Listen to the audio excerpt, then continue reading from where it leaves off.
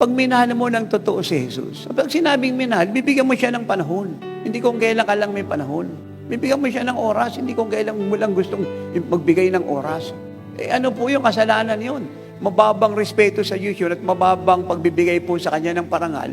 At siya po'y ulam, sinahalin tulad lang po ng marami sa isang tao at namumuno kagaya ng hari, presidente, emperador. Malaki pong kalungkutan sa puso niya yun. Nung sinabi pong minahal, priority mo siya. At ang dahilan kung bakit meron kang intimacy, siya.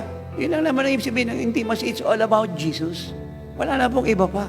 Siya lang talaga. Kahit na youth ka lang, sabihin natin na 10 years old or even 5 up, pag minahal mo ang Panginoon, papaglagay niya yung puso mo sa pag-ibig sa Kanya at maraming kaluluwa. At yung mga lihim na hindi nalalaman ng mga theologian at scholar, kagaya ng mga pariseo at ng high priest, i-reveal niya sa iyo. Kaya yun po yung napakasimple. Especially, dapat malaman po ng church at ng lahat that we were created to love Jesus. Yun po rin siyang batay, nilikati na lang ng Diyos para maging kasintahan ng Panginoon. Kaya nga pakakasalan niya tayo mula sa pagiging kasintahan patungo sa pagiging asawa. Yun po yun.